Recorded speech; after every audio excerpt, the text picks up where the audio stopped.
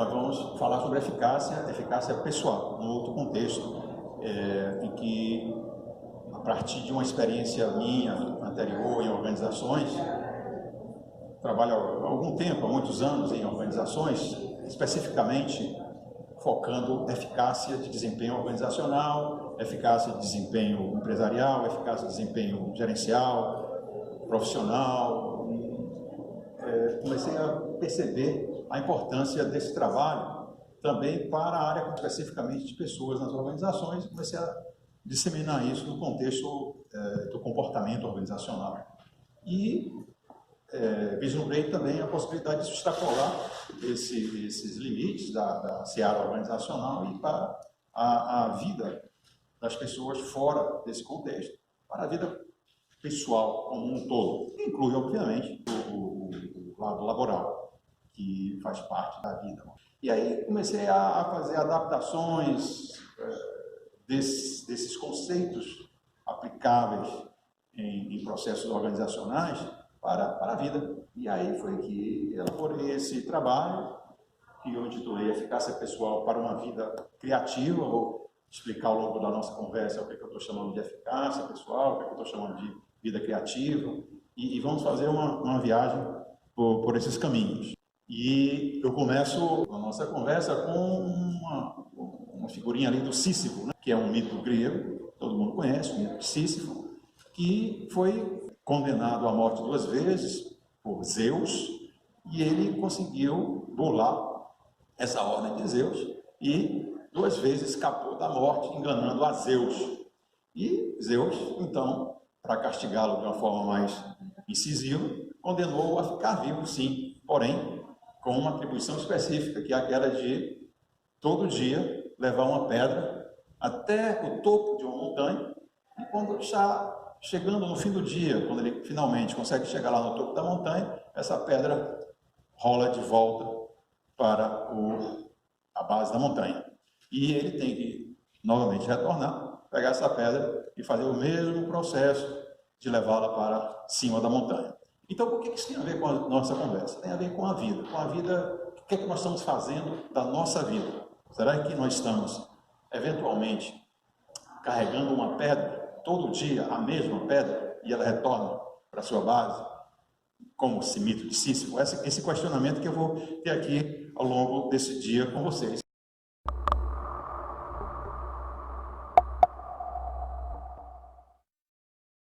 Umas perguntas para reflexão de todos nós aqui, né? Alguns sintomas clássicos de dissonância na vida especificamente profissional da pessoa, mas que, como todos nós sabemos, passamos a maior parte do nosso dia, ao estarmos acordados, operando, trabalhando como homo faber, operando para garantir a sustentação da vida, a sobrevivência. Então, não há como desvincular esse lado estritamente pessoal do lado profissional. É um vínculo muito estreito dessas duas dimensões. Então, essas perguntas aqui serviriam para uma reflexão da vida como um todo. Então, esses são sintomas clássicos de dissonância na vida profissional. O primeiro seria um sentimento de que você não tem dado impulso ou uma direção à sua carreira. Você sente que está estagnado, que não tem progredido de uma forma significativa na sua carreira, qualquer que seja a sua atuação profissional, ou o sentimento de que você caminha e para, progride e estanca, engrena, desengrena, no trabalho, na sua carreira como um todo. Um sentimento de que você não se encaixa na sua posição atual. Você se sente mal encaixado, não é bem isso, não é bem aqui que eu deveria estar encaixado. Um sentimento de que seu desempenho está aquém do que você poderia dar. O seu desempenho atual está aquém do seu potencial, da sua capacidade de realização. Esses sintomas sinalizariam para o que se chama uma dissonância na vida profissional, não é? Essa dissonância na vida profissional, logicamente, que reflete na vida pessoal. Então, a pessoa não se sente bem encaixada, não está sentindo-se adequadamente utilizando o seu potencial de realização. Isso causa-lhe algum mal-estar. Um mal-estar psíquico, um mal-estar que causa grandes danos à pessoa como um todo.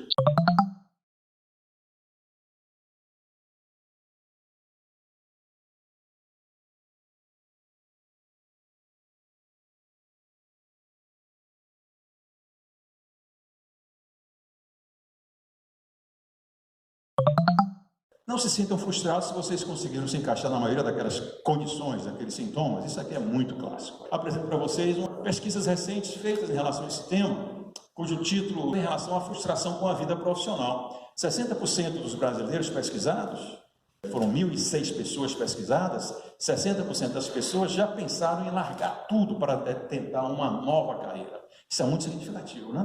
60%, mais da metade das pessoas pesquisadas, já pensaram em largar tudo para tentar uma nova carreira. Uma síntese da conclusão dessa pesquisa seria que cada vez mais pessoas insatisfeitas ou frustradas se perguntam se estão no trabalho certo. E isso é observado em diferentes estágios da vida profissional, em diferentes estágios da carreira. Uma outra conclusão de uma outra pesquisa, agora pela Reis Consultoria, e também com a Insper, de 7.500 pessoas em 21 capitais do país, chegou à conclusão que 80% dos gestores, então cargos gerenciais no país, querem trocar de emprego. Olha que coisa importante, significativa, né? 80% dos que dirigem as empresas brasileiras se sentem frustrados no que eles fazem no trabalho. Isso é muito significativo, né? Se sentem mal resolvidos em relação à vida profissional. E uma síntese dessa pesquisa seria que o desenvolvimento pessoal e profissional é a principal razão para executivos quererem trocar de emprego. Eles não se sentem se desenvolvendo como pessoas, nem se desenvolvendo profissionalmente. Então, esse mal-estar no trabalho, essa insatisfação na vida profissional, a pessoa leva para casa. Não tem como, né? Ela não pode ser infeliz no trabalho e chegar em casa e se tornar, não sai do inferno e vai para o paraíso. Isso não existe, né?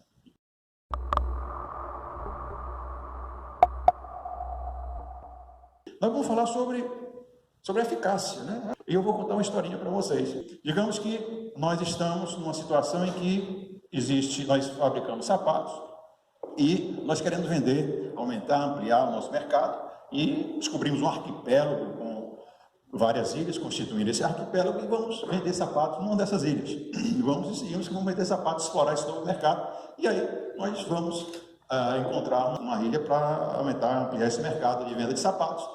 Bom, então o que acontece? Nós fazemos toda a análise, o planejamento da viagem, nós vamos decidir qual é o tipo de transporte que a gente vai utilizar, se é barco a vela, se é barco a motor, né? Se é jangada, o que é, e quanto tempo, e selecionamos a rota mais adequada possível para gastar o mínimo de combustível, precisar de um mínimo de pessoas, e todo esse processo foi analisado com muito critério, né? E aí chegamos numa determinada ilha, com muitos sapatos lá, carregados pelo transporte, desse planejamento todo que eu falei para vocês, e descobrimos, quando chegamos, desembarcamos na ilha, que nessa ilha as pessoas não usam sapatos, né? Então, se elas não usam sapatos, não sentem necessidade de sapatos, obviamente que nenhuma quis comprar os sapatos. Verdadeiro desastre.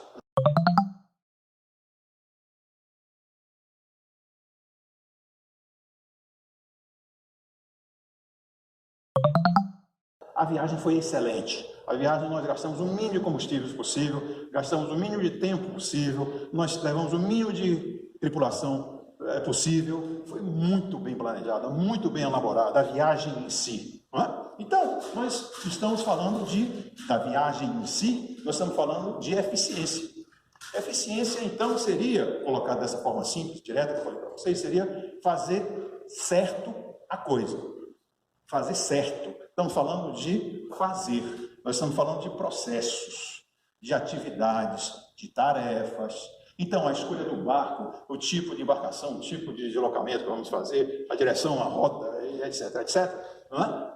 Tudo tem a ver com o processo, atividade, tarefa. Isso foi muito bem feito. Isso é eficiência. Fazer cada vez mais com cada vez menos. Isso é que todas as empresas procuram fazer para sobreviver. Todas, sem exceção nenhuma. Fazer mais, cada vez mais, com cada vez menos. Não é?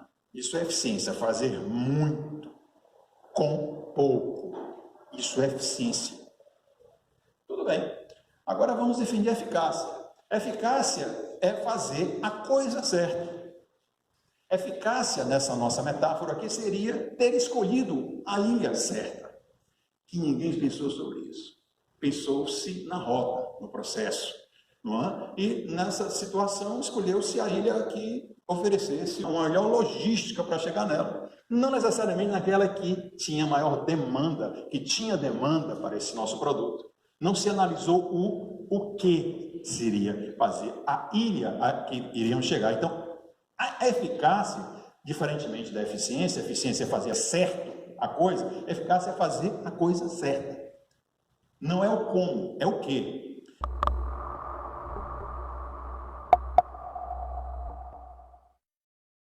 O que a gente não conhece, a gente teme, não é? Nos amedronta, não temos certeza sobre isso que está aqui e não temos certeza sobre isso que está aqui para dentro. Nem um mundo subjetivo, nem um mundo objetivo. Isso nos causa uma situação de ansiedade, de instabilidade emocional, de angústia existencial. E a saída que inconscientemente nós elaboramos e desenvolvemos para essa condição, para escape dessa condição, dessa ansiedade existencial que nos massacra continuamente, é nos alienarmos. Nós nos tornamos alheios a nós mesmos. A palavra alienação vem de alheio, alienígena, então está fora de si mesmo.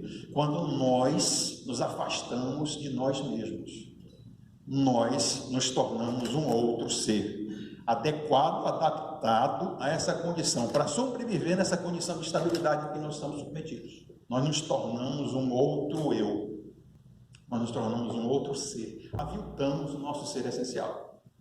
Então, essa condição nos causa mais desequilíbrio ainda, mais mal-estar, mais desajuste interior. E, portanto, essa disseminação que nós temos, cada vez mais intensa, desse mal-estar psíquico na sociedade contemporânea.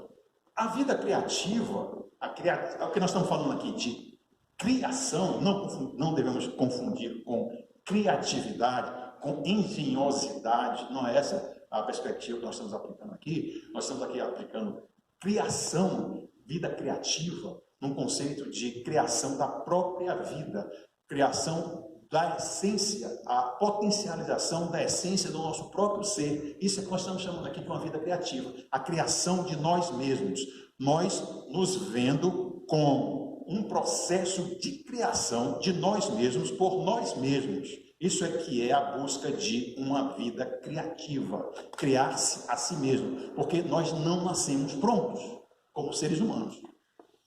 Nós nascemos com o potencial, com o daimon, com a potencialidade de, mas a maior parte não chega lá.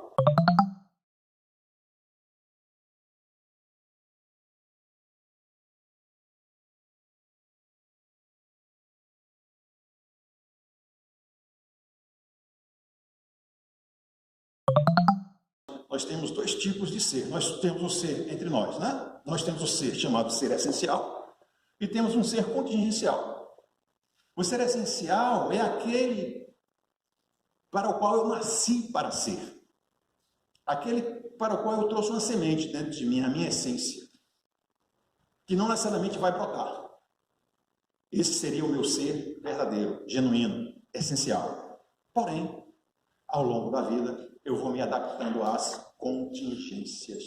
E aí eu estou falando agora do meu ser contingencial. E a maioria das pessoas passam a vida toda nesse processo de se adaptar às contingências da vida. E, como o Garcés Ortega, espanhol, filósofo, disse isso uma vez, perguntaram para ele, quem é você? Aí ele disse assim, eu sou eu e as minhas contingências. Então, nós nos tornamos seres contingenciais, adequados às demandas da vida, que não necessariamente tem a ver com as demandas internas, nossas, verdadeiras, genuínas, do ser essencial. Isso aqui é como se fosse alguma coisa parecida com o Sísifo adaptado para o mundo contemporâneo. Talvez nós nos vejamos ali como esses bonequinhos que estão aqui correndo, subindo, descendo para voltar para o mesmo lugar de novo, subindo, descendo, correndo, descendo para o mesmo lugar de novo, sem saber para onde estamos indo. Estamos sendo super eficientes, estamos fazendo esse trabalhinho aí, da forma mais eficiente possível. Lembra da eficiência? Fazer mais com menos? Mas o quê? Para quê? Não temos tempo para perguntar isso. Eficácia? Não dá tempo para a gente parar para pensar sobre isso. não é? Estamos fazendo cada vez mais e nos estressando cada vez mais. A verdadeira pandemia da modernidade é a pandemia do estresse nas organizações e adoecendo em consequência disso. O estresse não é de graça. Ele desestabiliza as pessoas, ele adoece as pessoas, ele causa problemas graves. Ficamos todos excessivamente ocupados com o que ocorrer aleatório da vida. O que nos acontece contingencialmente, de uma forma aleatória. É o que aparecer na frente, estou me ocupando com aquilo. Ocupar, essa palavra é chave para a nossa conversa. E ficamos sem tempo para agregar valor.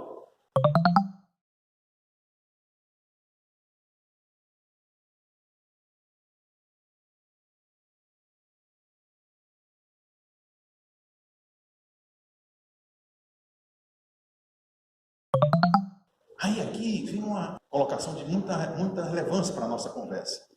Ocupação não tem nada a ver com agregação de valor.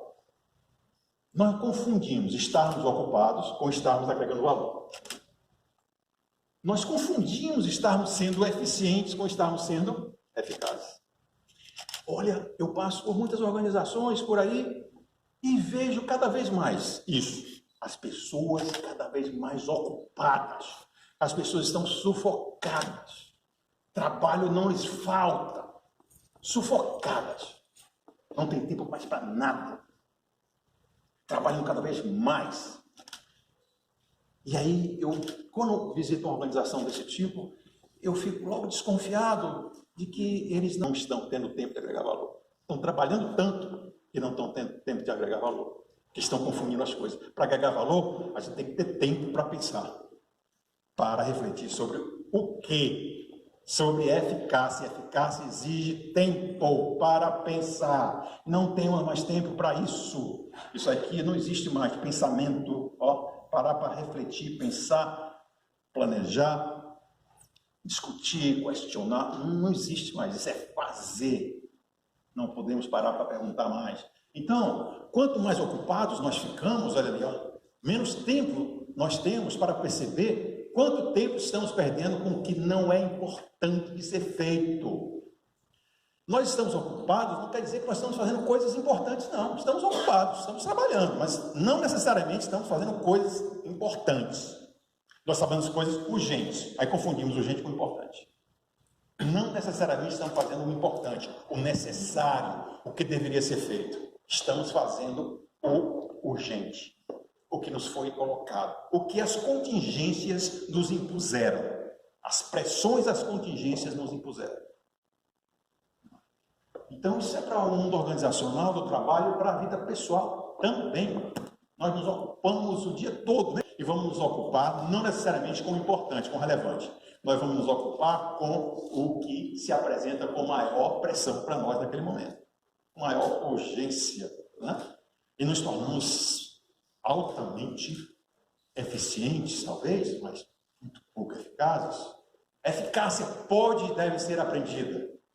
Peter Drucker. Desenvolvida, adquirida, exercitada.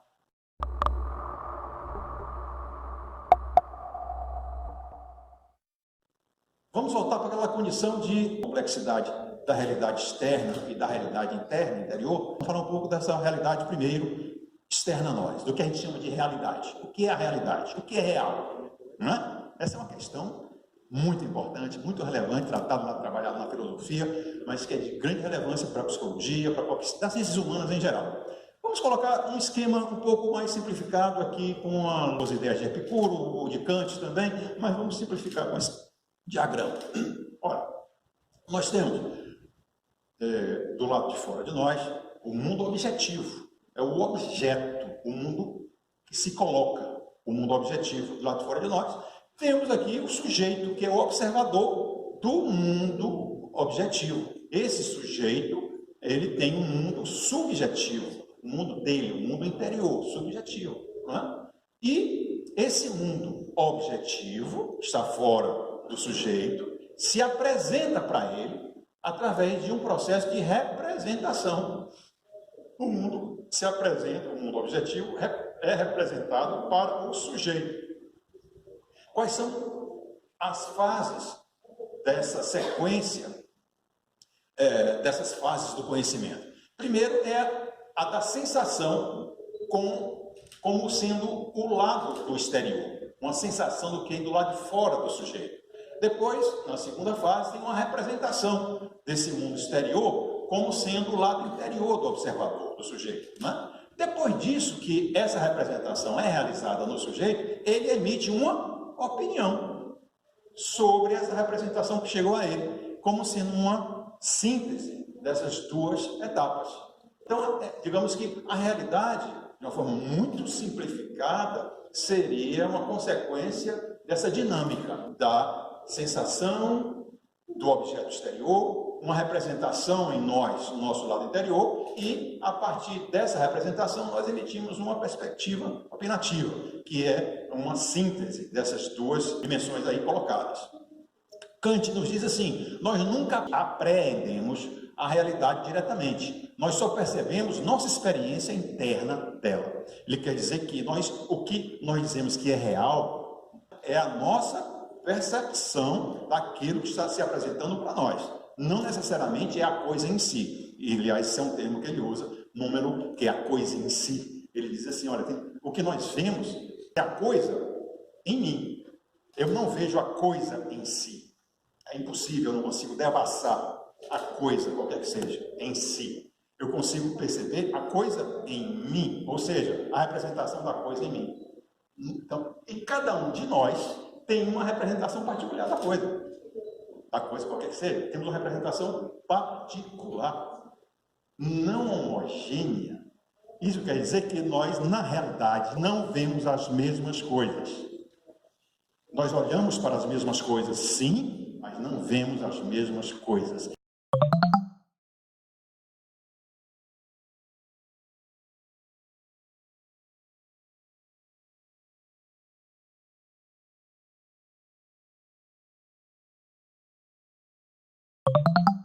E aí, como cada um de nós percebe o mundo de uma forma diferente, cada um de nós pensa que o seu mundo é o mundo como um todo. A sua perspectiva de mundo passa a ser como se fosse a perspectiva de mundo para todo mundo, e não é. Então, se isso é verdade, a gente pode dizer que um verme que nasceu dentro de um rabanete, para ele, o mundo inteiro é um rabanete. Um peixinho dentro do aquário, para ele, o mundo é o aquário. Cada um de nós tem o seu aquário. E aí, Kushner diz assim, a essência da sabedoria humana é o respeito pelos limites da nossa inteligência. Ou a reverência, o respeito ante as vastas regiões escuras da realidade, onde a razão não consegue devassar, não consegue penetrar. E aí a essência da sabedoria é esse respeito a esses limites, a reverência antes, é saber que nós não sabemos. E para saber que nós não sabemos, nós temos que saber o suficiente para saber que nós não sabemos. Isso é muito interessante, parece um paradoxo, né? Enquanto a gente não souber o suficiente, a gente vai achar que já sabe tudo. Quando a gente souber mais, a gente vai ver que a gente não sabe nada. Niels Bohr é um físico norueguês, quântico, já faleceu. Ele diz assim para a gente, em relação a essa questão da complexidade da realidade. Há dois tipos de verdade. Verdade. Isso é verdadeiro, isso é verdade. O que é verdade? Vamos nessa linha. Ele diz assim, existe uma verdade chamada verdade superficial. E existe a verdade outra chamada profunda. Então existe a verdade superficial e a verdade profunda. Qual a diferença? Ele diz assim, a verdade superficial é aquela cujo oposto dela é obviamente errado. E a verdade profunda é aquela cujo oposto a ela é tão certo quanto ela mesma. Então há verdades profundas que o oposto dessa verdade é tão verdadeira quanto a verdade colocada. Paradoxal? A vida é paradoxal. Nós não temos certeza de nada. A realidade é essa. Não temos certeza de nada. Nós achamos que temos, que sabemos, que já podemos afirmar.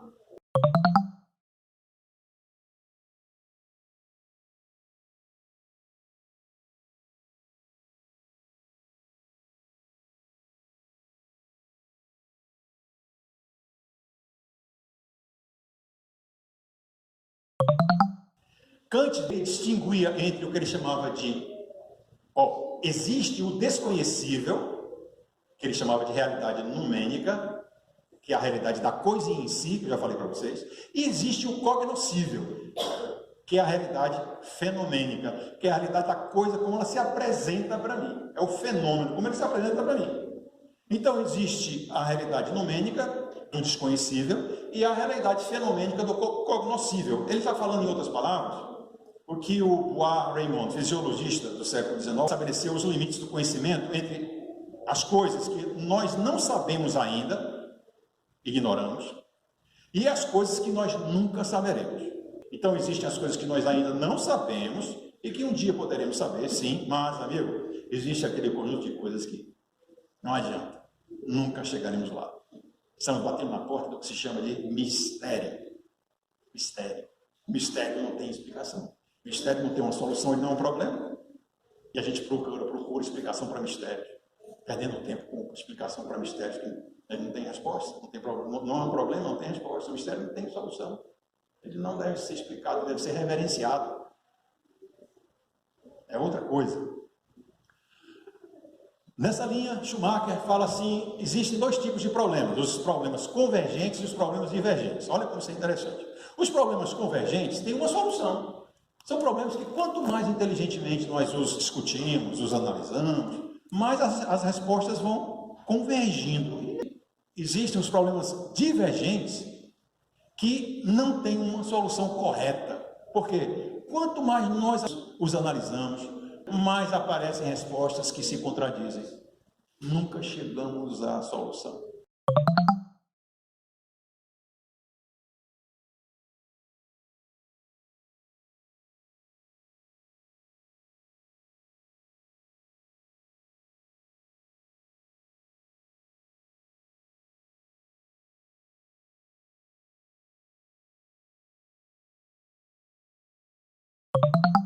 Eu estou falando isso para vocês nesse contexto de complexidade do que a gente chama de real, de realidade, para a gente perceber as nossas limitações e focar melhor o que nós podemos fazer nessa condição.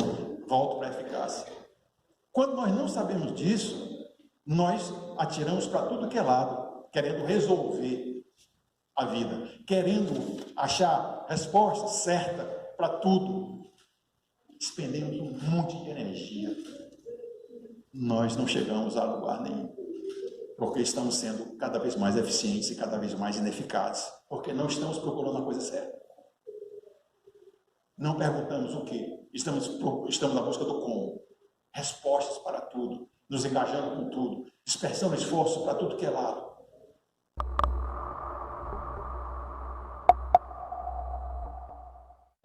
Uma outra questão que complica um pouco mais, ou muito mais, essa situação de complexidade da realidade, é que, além da realidade ser em si muito complexa, e nós não conseguimos devassá-la, por outro lado, nós temos limitações funcionais nossas, específicas, inerentemente ao ser humano.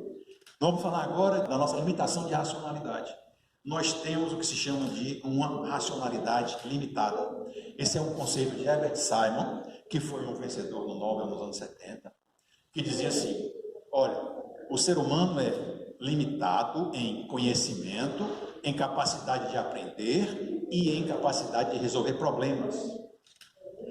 Então, em função dessa nossa limitação de conhecimento, capacidade de aprender e de resolver problemas, ele desenvolveu, o Simon, postulou o que ele chama de teoria da escolha racional. Nessa condição de limitação de racionalidade, nós desenvolvemos um modelo da realidade, da situação real, que é um modelo restrito, aproximado e simplificado da verdadeira magnitude da realidade, pela excessiva complexidade do real. Nós fazemos algo como se fosse uma redução epistemológica da realidade, da sua verdadeira dimensão, porque não conseguimos capturá-la. Então a gente faz uma abstração dela, reduzindo a sua verdadeira magnitude. E lidamos com uma situação do real restrita, simplificada, aproximada, que não é verdadeira, na sua essência, na sua verdadeira magnitude. Então, parte do princípio que o que nós representamos como sendo real não são dados, fatos, dados específicos, mas são decorrentes de processos psicossociológicos nossos, de cada um. Já falamos em outras palavras isso para outros pensadores, essa representação da realidade em nós, de como sendo particularizada para cada um de nós, não é? Então, além da realidade ser muito complexa em si, nós temos limitações de percebê-la, de capturá-la pela nossa limitação de racionalidade. Nessa condição, nós desenvolvemos como mecanismo de defesa o que se chama de percepção seletiva. O que é percepção seletiva? Nós simplificamos a realidade objetiva, eliminando das nossas cogitações aquelas partes que não são fundamentais para aquele instante, aquele momento, porque senão eu sofreria um apagão cognitivo. Nós recebemos tantos estímulos ao mesmo tempo da realidade externa que nós não conseguimos processar. Se a gente fosse tentar processar todos os estímulos que nos chegam aqui, ao mesmo instante, no mesmo segundo, no mesmo momento, nós sofreríamos uma dissonância cognitiva, um apagão, uma instabilidade cognitiva, e aí, como mecanismo de defesa para esse processo, nós apagamos vários canais, focamos um só, e porque não conseguimos prestar atenção para muita coisa ao mesmo tempo, não. Olha a nossa limitação de racionalidade. Nós simplificamos, através dessa percepção, nós selecionamos o que é que eu vou me preocupar agora, nesse momento aqui e agora, porque senão eu entraria nessa condição de apagão cognitivo.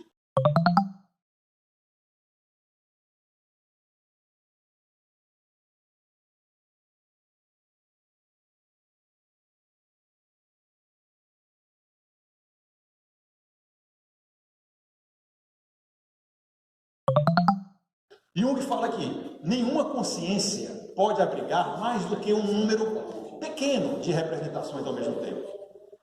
Nossa orientação geral deve-se a podermos pôr em andamento uma série de imagens comparativamente rápidas. E aí nós excluímos constantemente um grande campo de representações possíveis, ficando a consciência sempre limitada a um estreitíssimo círculo, não esquecendo ainda os conteúdos inconscientes que não estão aí em jogo nesse momento. Não estamos nem falando sobre isso ainda, estamos falando só dos estímulos conscientes. Aqui estão os números em relação a isso. A neurociência atesta que nosso cérebro processa 400 bilhões de bits por segundo. Processa 400 bilhões, mas nós só capturamos desses 400 bilhões, nós capturamos no máximo 2.000 bits de inputs por segundo. 2.000 em 400 bilhões representa que nós temos consciência de somente 1/trilionésimo de estímulos cognitivos que nos chegam. 1/trilionésimo.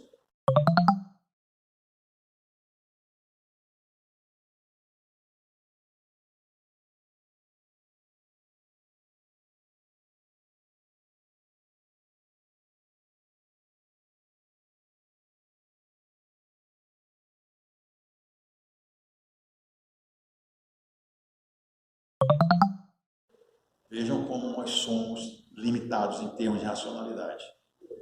Isso não é um demérito, né? É uma constatação para nós navegarmos de uma forma adequada nessa condição. Isso é eficácia. Saber e respeitar as nossas limitações. E fazer, nós estamos aqui falando, vamos falar todo dia de fazer bom uso de si mesmo.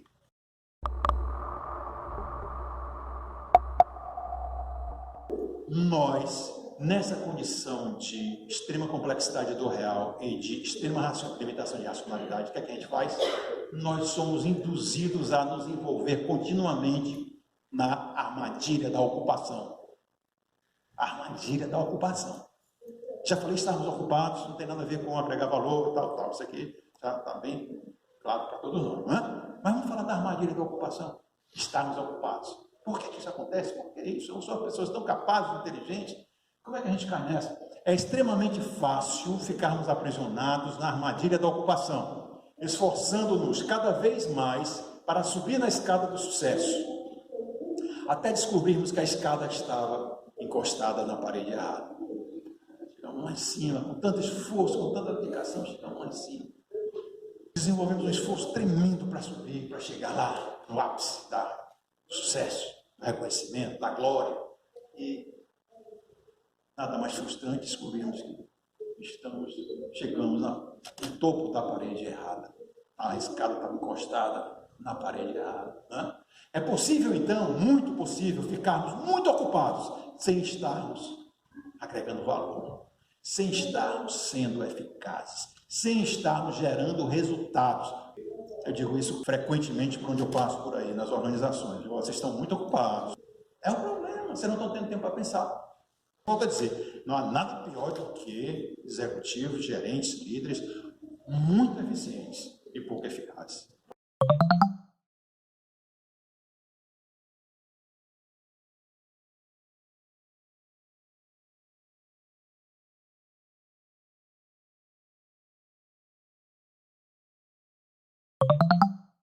Somos seres ineficazes por natureza. Somos engolidos pelos eventos que acontecem na rotina diária e tendemos a nos engalfiar com o que ocorrer na nossa vida rotineira de uma forma extremamente aleatória. Então, essa é a armadilha da população.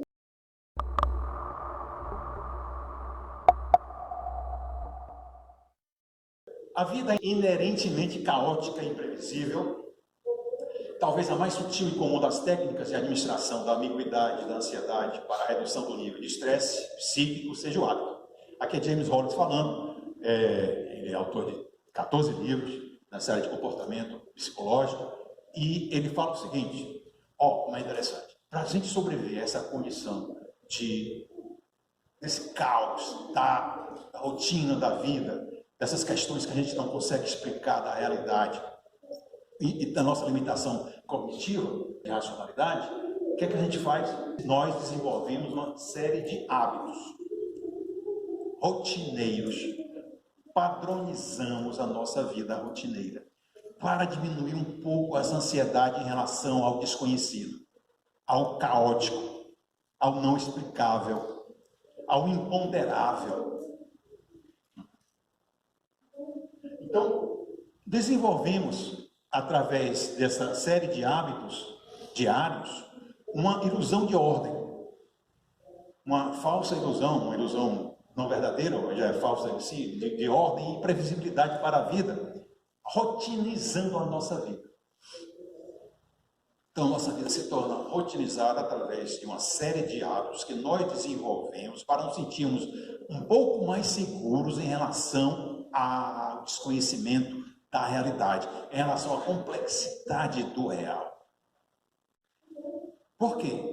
Ora, se nós acordamos, já sabemos o que vamos fazer, então a gente sabe que vai levantar, vai escovar os dentes, vai tomar banho, vai tomar um café, vai pegar um carro, vai se deslocar pela rua X, Z, vai chegar no trabalho a tal hora. Então você tem toda uma série de elementos já padronizados. A sua vida se torna sistematizada, que você não tem que pensar o tempo todo o que vai fazer. Não tem que decidir todos os dias, cada ato que você vai realizar. Imagine se isso fosse assim. Aí o que é que nós fazemos para sair dessa condição que nos exaure a energia vital? A gente padroniza a vida. Sistematiza, estrutura e a vida fica padronizada. Mal sabendo que essa rotina pode tornar-se um empecilho quando são necessárias respostas diferentes para possibilidades emergentes. E quando a vida demanda de nós espontaneidade, que assumamos riscos, que usemos a imaginação para o diferente acontecer. O diferente não acontece nessa padronização, nessa rotinização, não tem espaço.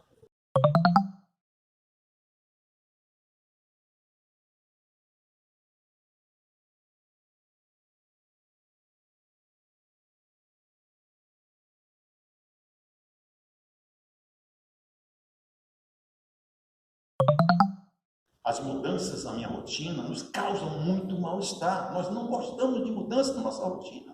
A rotina nos dá uma ilusão de ordem e previsibilidade.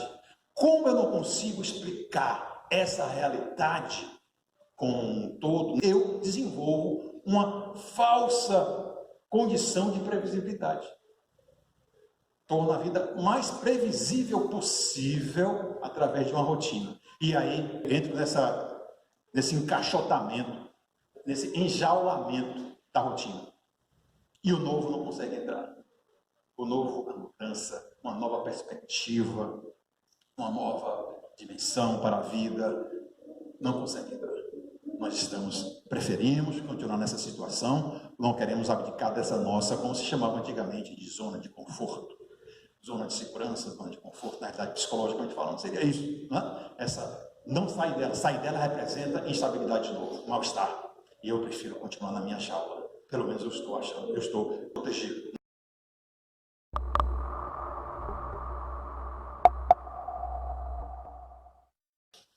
Porque a realidade, amigos, como eu já falei para vocês, ela é construída por nós. A realidade em si, para nós, não existe. O que existe é a realidade em mim. Então, a realidade é construída por nós. E quando nós nos conjugamos e passamos a nos relacionar com os outros, e a gente precisa, nós somos seres gregários, e eminentemente gregários, vivemos a partir da relação com o outro, nós construímos uma realidade conjunta. Então, a gente passa a dizer agora que a realidade é socialmente construída. Tem um livro chamado A Construção Social da Realidade, de Berger e Luckmann, muito importante sobre essa perspectiva, essa questão. Nós passamos a conviver juntos e nós elaboramos uma explicação para isso que a gente não consegue explicar, conjunta. Nós elaboramos uma perspectiva de realidade conjunta, estamos desenvolvendo uma construção social conjunta da realidade. E aí o que acontece? Nós passamos a atuar de uma forma cada vez mais parecida uns com os outros, porque nós estamos explicando a realidade da mesma forma. As razões, as possibilidades, os perigos, os riscos, as questões, a linguagem fica muito parecida, usamos as mesmas palavras, a roupa, passamos a usar roupas parecidas uns com os outros, né? Os mesmos processos, né? Os mesmos valores começam a ser compartilhados, o desenvolvimento de um conjunto de valores não explícitos, a nível inconsciente, que a gente pode chamar de cultura, que pessoas convivendo muito tempo se tornam cada vez mais parecidas umas com as outras. Não percebemos essa condição. A importância dessa conversa é para um questionamento nosso sobre o que é que nós estamos fazendo da vida. Nossa vida.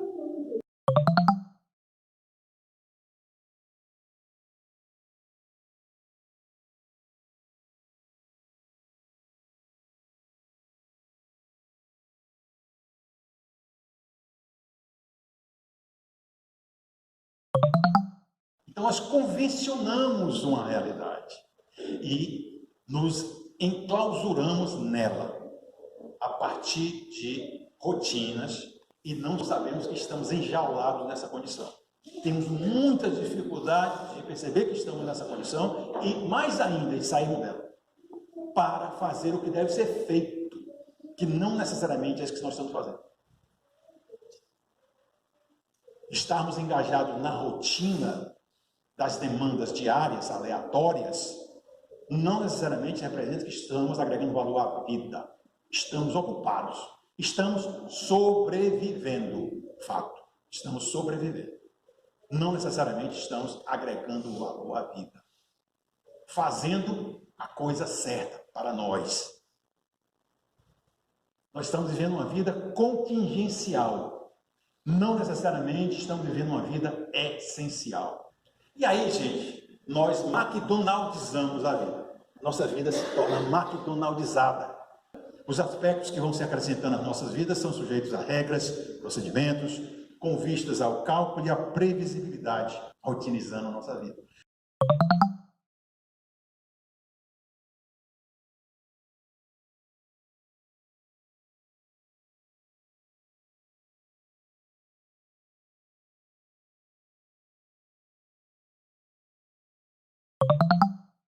Olha, eu não estou aqui sendo o contrário, disseminando aqui a ideia de que não devemos ter rotina, que a nossa vida deva ser caótica. Não, não é isso. É tentando disseminar com vocês a consciência de que isso é assim, para que nós possamos questionar se a nossa vida, na nossa vida, a rotina que nós estamos desenvolvendo na nossa vida é uma rotina que vale a pena ser mantida, se ela está agregando valor à nossa vida, ou se estamos simplesmente sobrevivendo e, portanto, estamos ocupados com a vida, que é diferente. Estamos ocupados com a vida de estarmos agregando valor à vida. Estamos falando de eficácia pessoal, é o nosso tema. Não estou querendo, torne a sua vida um caos. Não, mas questione a rotina. Com que vocês estão ocupando a vida de vocês, como um todo. Nessa condição de enjaulamento à rotina, nós tendemos a desenvolver uma verdadeira reverência ao passado. Reverência ao passado. Ficamos emaranhados em armadilhas cognitivas, pressupostos falsos, crenças, práticas, regras não questionadas, tornamos-nos prisioneiros de nossas experiências.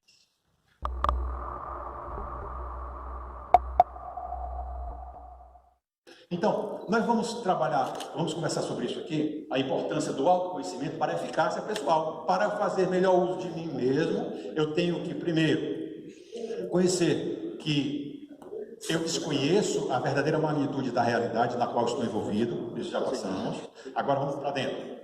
E eu desconheço essa realidade interior, e que eu preciso conhecer mais essa realidade interior para que eu possa conviver de uma forma adequada nessa situação de desconhecimento da complexidade externa e interna.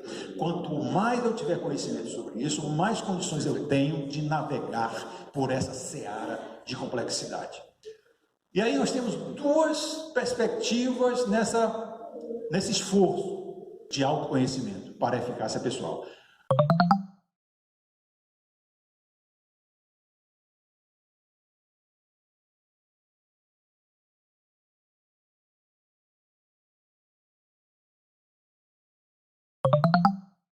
Duas direções específicas, duas atribuições específicas. A primeira delas é buscar o significado da vida da minha vida, não é a vida como um todo.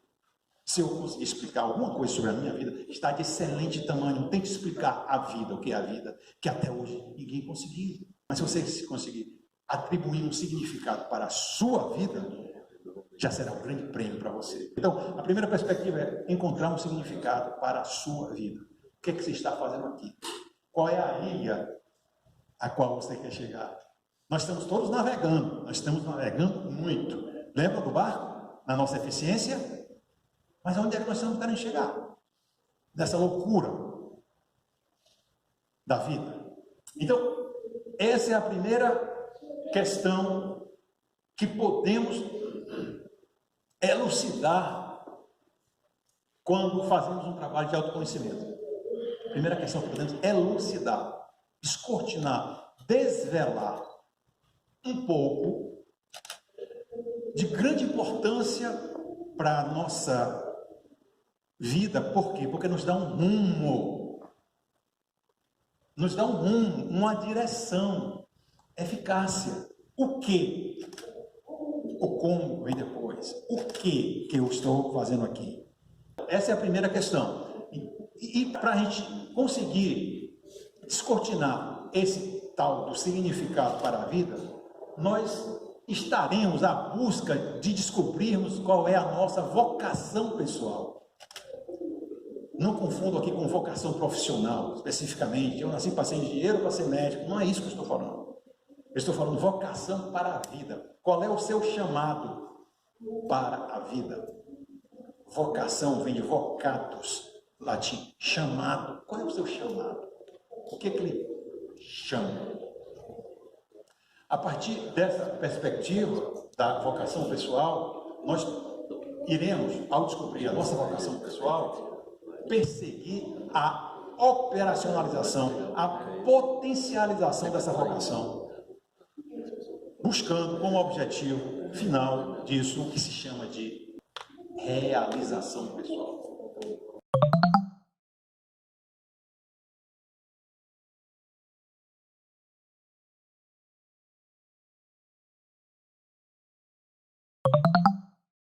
Então, a eficácia pessoal seria o processo que nós deveríamos desenvolver para a consecução da nossa realização pessoal. E o que é realização pessoal? Eu estarei atingindo ou desenvolvendo, me esforçando para a minha realização pessoal quando eu estou potencializando, implementando, operacionalizando, colocando em curso a minha vocação pessoal.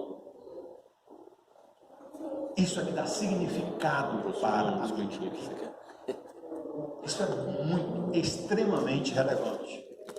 É o V0, é o X0, é a base da questão. É o começo da eficácia pessoal. É o quê? Eu não estou falando de como. O quê? O que é que você quer para a sua vida?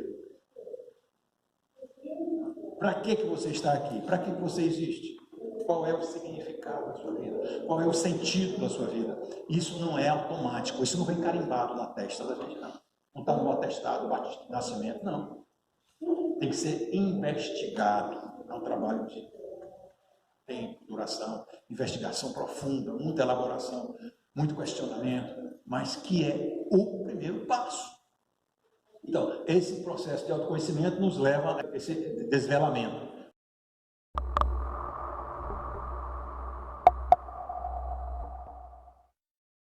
E tem um outro, agora, que de grande significado, de grande importância também nesse processo de autoconhecimento, que é qual é o meu modo operativo, pessoal? Como é que eu funciono como um ser humano? Todos nós temos diferentes formas de funcionamento. Estou falando aqui especificamente de funcionalidade. Isso nós estamos chamando aqui de modo operativo pessoal. Como é que eu funciono? Como é que eu opero? E nós funcionamos de formas diferentes. Só que achamos que todos nós somos iguais. As organizações, por exemplo, partem do princípio que as pessoas são as mesmas, que operam da mesma forma. Então os cargos são definidos. Como se as pessoas fossem robôs, robotizadas. Quem quer que seja que entre aqui nessa tarefa, nessa função, vai ser dessa forma, porque é assim que deve ser. E as pessoas não são da mesma forma, operam de formas diferentes. Nós não cabemos em tudo que é lugar. Nós não cabemos em tudo que é profissão, nós não cabemos em tudo que é carreira, nós não cabemos em tudo que é organização, nós não cabemos em tudo que é trabalho. Nós temos especificidades pessoais de funcionalidade, que são atributos específicos que fazem com que a gente opere melhor sob determinadas condições do que em outras. Então, dentro do contexto de autoconhecimento, nós chegamos no significado da vida, chegamos no modo operativo para fazer bom uso de nós mesmos, conhecendo os meus modos de ser, trabalhar e viver. Cada um de nós tem um modo específico de ser, de trabalhar e de viver diferente dos outros.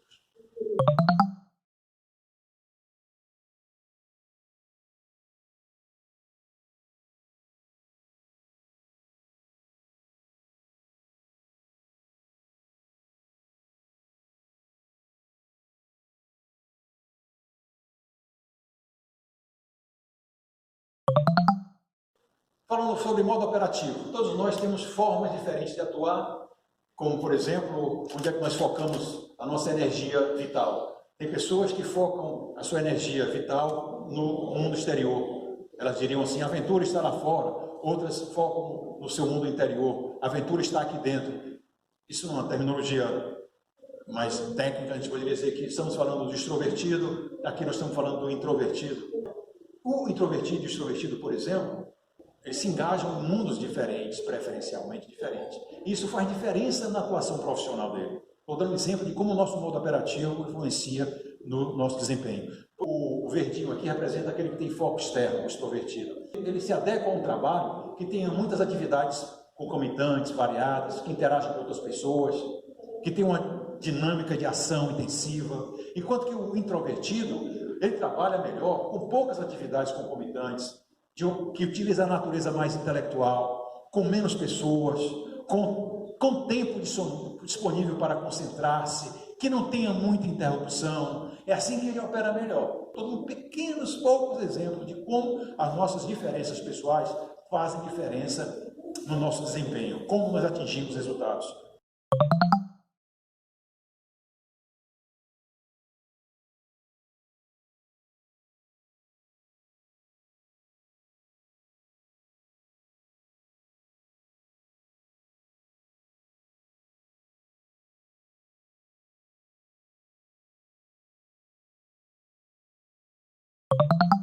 Uma outra dimensão que a gente pode mencionar aqui em relação ao modo operativo pessoal é que pessoas diferentes percebem o mundo de formas diferentes. Vou colocar só dois aqui antagônicos para a gente comparar. Um percebe a realidade, o mundo, de uma forma realista. Ele vê o mundo como ele é. O mundo é o que é. Enquanto que o outro tipo, que é o oposto a ele, tem uma visão imaginativa. Ele vê aquilo que acontece, o mundo, como o que poderia ser, não como o que é. Um vê a realidade objetivamente, aqui e agora, fatos e dados. É um cara detalhista, é um cara sequenciado, é um cara que precisa tocar, ver para crer. É dele, característica dessa pessoa. E o oposto dele, que tem a visão imaginativa, ele vê o que não existe ainda. É o que poderia ser. Ele tem uma forte pegada intuitiva, né, digamos assim. Né? Então, eles são pessoas que operam diferentes. E no trabalho, qual a diferença que isso faz? Por exemplo, o que tem a visão realista, ele se dá melhor com um trabalho rotineiro, que tenha sequência, primeiro, segundo, terceiro, que exija atenção a detalhes, porque ele é muito detalhista. Né? Ele deve buscar carreiras ele gosta, se daria bem com carreiras que tenham atividades práticas, que tenham necessidade de solucionar problemas específicos, objetivos e imediatos, coisas concretas. O oposto dele, o tipo visão imaginativa ou intuitivo, é o contrário. Ele se dá bem com um trabalho que tenha variedade de desafios, que lide com questões intangíveis, carreiras que tenham necessidade de usar teoria, ele gosta muito de reflexão intelectual teórica, que necessite visão de coisas que ainda não existem, ou seja, visão de futuro, planejamento, direcionamento estratégico, coisas desse tipo. Então, pessoas diferentes atuando melhor em condições diferentes de trabalho. Nós não cabemos em todo tipo de trabalho. Nós temos especificidades que nos são próprias.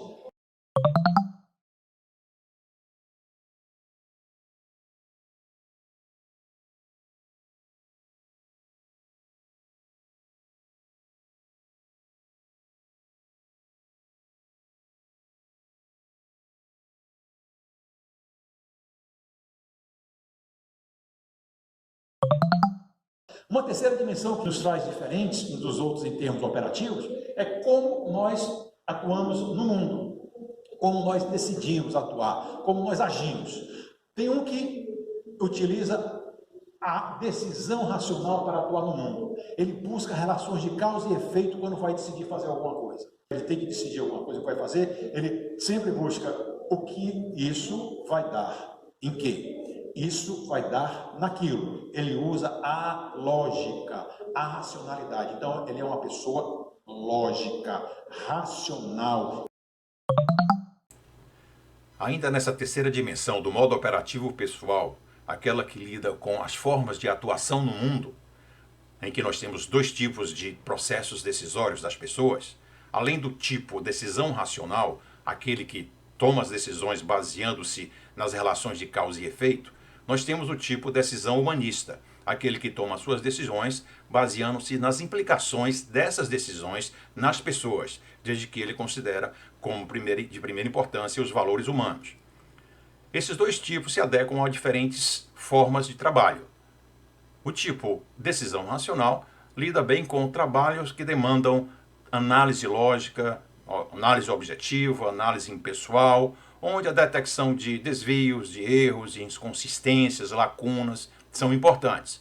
Enquanto que o tipo decisão humanista dá-se bem com trabalhos que considerem valores humanos, trabalhos que provêem serviços para pessoas, onde a valorização do ser humano de uma forma geral é importante. Então temos aí dois tipos de pessoas que tomam decisões de formas diferentes e se adequam a tipos de trabalhos diferentes. A quarta dimensão, um exemplo de modo operativo, seria qual é o meu estilo de vida. um modo de vida, estilo de vida. Tem pessoas que têm um estilo de vida estruturante, que busca organizar o mundo. Ele é uma pessoa sistematizada, organizada, estruturada. E temos o estilo flexível, aquele que busca se adaptar ao mundo como ele é. Sobe com a maré, desce com a maré. Tem jogo de cintura para com a vida. O estilo estruturante se dá bem, ou melhor, em trabalho que requer sistematização, ordem, rotina, previsibilidade, prazos, resultados palpáveis. O flexível, o estilo flexível, trabalha melhor em atividades que exijam flexibilidade, que exijam adaptação a mudanças, exijam inovação, sem muita rotina, sem prazos muito rígidos, com mais autonomia. É uma outra tribo.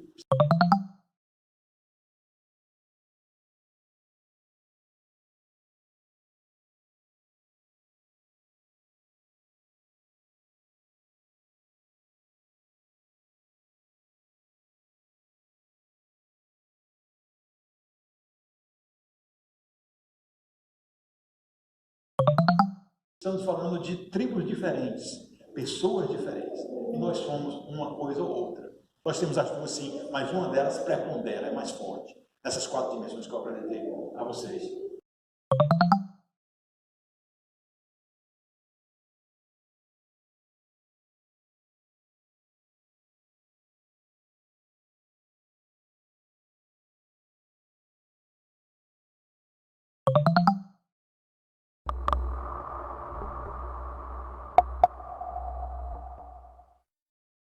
Voltando para o significado da vida, tem uma questão aqui que eu deixaria para reflexão, que eu acho bastante elucidativa. Não é? Tentem responder essa questão sobre realização profissional no contexto de significado da vida. Se você não tivesse que trabalhar para sobreviver, o que é que você faria? Com o que você se ocuparia? Se você não tivesse que ganhar dinheiro. Segunda questão para reflexão, qual é a história exclusiva que você deveria estar vivendo no mundo? Será que tudo que existe de ser animado ou inanimado no cosmos tem uma função no conjunto das coisas? Será que só nós não temos uma função específica, individualizada? Será que as formigas têm uma função no universo, as abelhas têm uma função no universo e nós, ditos únicos seres vivos, inteligentes, não temos uma função específica, uma atribuição específica, uma missão específica nesse conjunto de coisas que se chama cosmos? A palavra cosmos em grego quer dizer ordem. Ordem. Foi Pitágoras que elaborou cunhou esse termo a partir da observação dele, essa perfeição do universo. Ele disse, isso é tão perfeito, isso é cosmos, isso é perfeito, isso é ordenado. Então, nesse ordenamento magnífico do que se chama universo, será que nós, seres humanos, não temos uma atribuição específica? Cada um de nós, não é como ser humano, como raça que eu estou falando, não. Como formigas, não. Seres humanos individualizados. Nós não temos um papel. Nós fomos jogados aqui para ruminarmos juntos, para seguirmos o mesmo percurso juntos, para fazermos as mesmas coisas, nascermos, vivemos e morremos. Será que é isso? Nós estamos aqui para isso? Então fica essa reflexão sobre qual é a história exclusiva que você deveria estar vivendo no mundo. O que você tem a fazer na vida que ninguém pode fazer no seu lugar? Volta para a questão da mensagem, atribuição específica, papel nesse equilíbrio do universo. Será que, se esse universo é tão bem elaborado, tão bem ordenado, a ponto de que cada ser vivo, cada ser existente na natureza faz falta, será que nós fazemos falta como indivíduo se não cumprimos a nossa parte? Não vai desequilibrar esse conjunto de elementos que compõem o que a gente chama de universo? Desse todo integrado? Será que a gente não faz falta? Não fazendo a nossa parte que se esperava que a gente fizesse e a gente não cumpriu a nossa parte? Se nós não fazemos a nossa parte, talvez estejamos desbalanceando o conjunto da obra. Será que nós, não cumprindo o nosso papel, a nossa atribuição, nós estamos causando algum desequilíbrio nesse conjunto de coisas? Não sei, é algo para se refletir, para se pensar.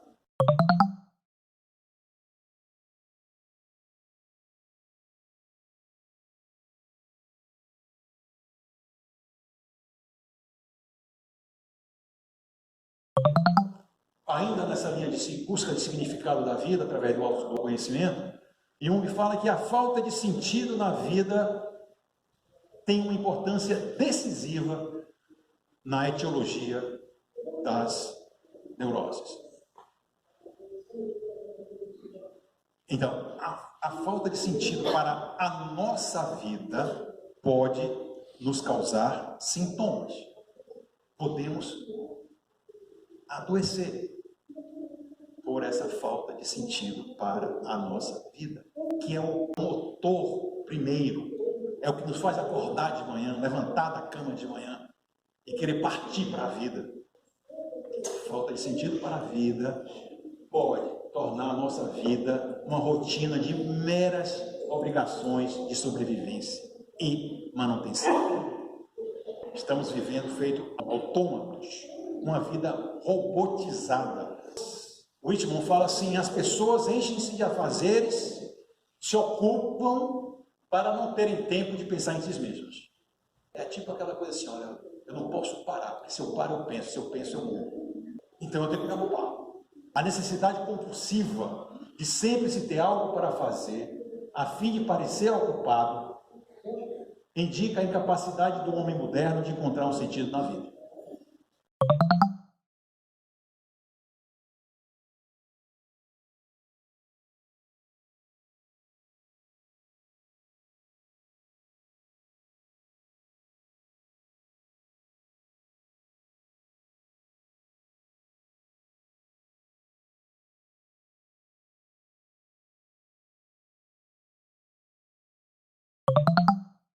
E aí, ainda nessa linha de significado para a vida, a partir do autoconhecimento, Jung completa dizendo que a grande maioria das pessoas não escolhe o seu próprio caminho, escolhe a convenção social, desenvolvendo um modo coletivo de vida à custa de sua própria integridade, submergindo sua individualidade na multidão. Olha que frase lapidar do Jung. Todos nós nascemos originais e morremos cópias. Que maravilha! Pensem sobre isso. Isso se chama xerox social. Nós viramos xerox sociais. Passamos a nos imitar uns aos outros. Nascemos originais, morremos cópias uns dos outros.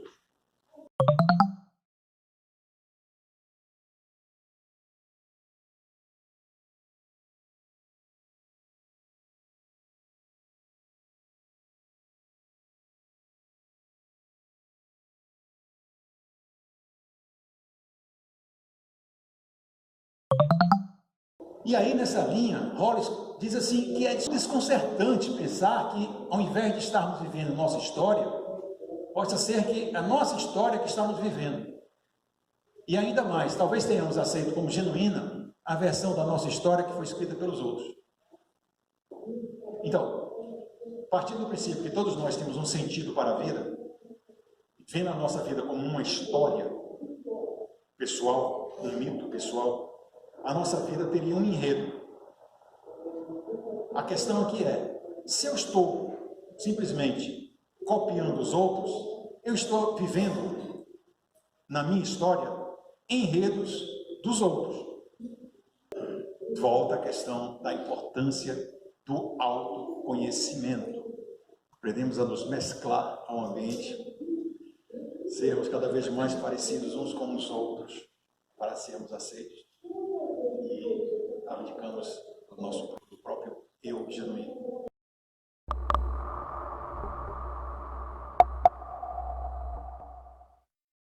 A frase de Neruda, quando diz assim: nós nascemos para nascer. Nós já não nascemos prontos, né? Nós temos que nos criar. Então, o Leloup fala que o ser humano é um ser do caminho. Cada um se tornará um ser plenamente humano à medida que investir nos talentos que o mistério lhe confiou.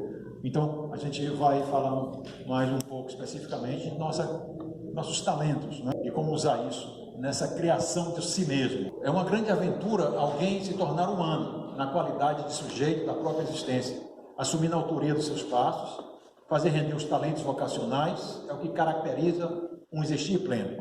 Fazer valer os talentos vocacionais é o que caracteriza um existir pleno. Então, é como se ele está dizendo, em outras palavras, o que nos torna plenos é o desdobramento da nossa vocação pessoal. É a implementação, a operacionalização, a implementação do nosso chamado, do nosso vocatus, aquilo para o qual nós fomos destinados a ser, da nossa missão aqui. Nós existimos para trazer alguma novidade, um canto novo, uma dança nova. Não nascemos para morrer, nascemos para ser.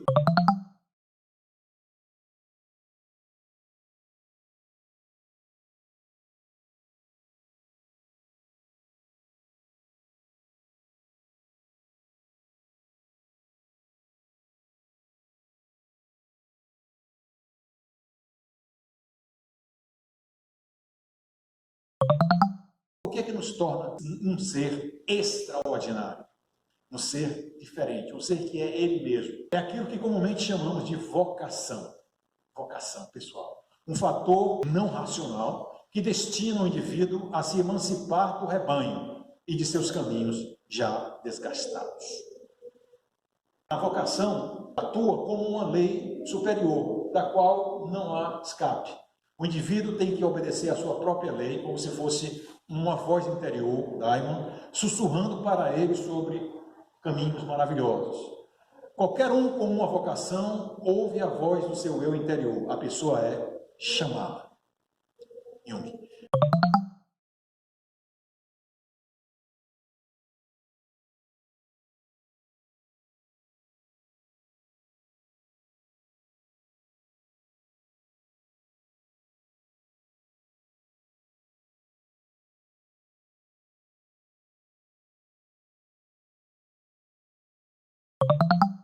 A gente confunde sistematicamente trabalho com vocação. Existe uma enorme diferença entre essas duas questões, trabalho e vocação. Trabalho é aquilo a que nós nos dedicamos para ganhar dinheiro e satisfazer nossa sobrevivência, nossas necessidades econômicas. E vocação é o que somos chamados por nossa voz interior a fazer com a energia da nossa vida. Vocação é o que dá sentido para a nossa vida, a descoberta da nossa vocação pessoal. Estamos aqui para quê? Qual é a mensagem que nós estamos trazendo? Qual é a nossa missão ao passarmos por aqui? O que é que se espera de nós, além de ficarmos simplesmente ocupados? Qual é a nossa contribuição para com esse conjunto de coisas que nós chamamos cosmos? Uma forte vocação pode requerer o sacrifício do que o ego deseja. O atendimento ao chamado pode entrar em conflito com o que o ego aspira, com o que a nossa vida consciente deseja. Nosso ego consciente quer conforto e segurança. Pode ser que conforto e segurança não sejam o sentido da nossa vida, diferentemente do que nos passa desde que nós nascemos. Busque a sua segurança, busque o seu conforto, e aí nós pautamos toda a nossa vida através de tarefas, rotinas, processos, procedimentos na nossa rotina diária para assegurar essas duas questões de conforto e segurança.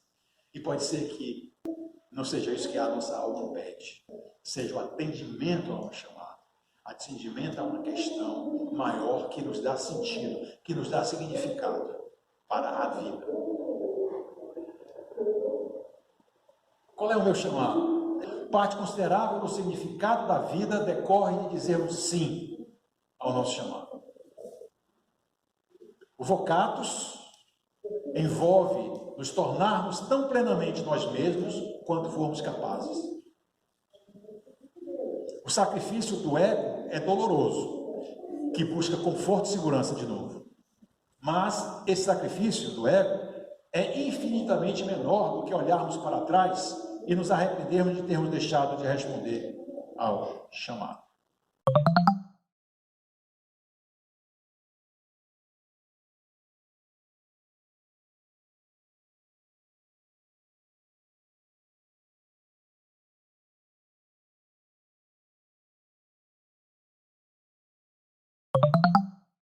A alma tem suas próprias necessidades que não são bem atendidas por dinheiro e poder. Escolher uma ocupação de vida com base em dinheiro e poder é profundamente destrutivo para a alma. É profundamente castrador para o espírito.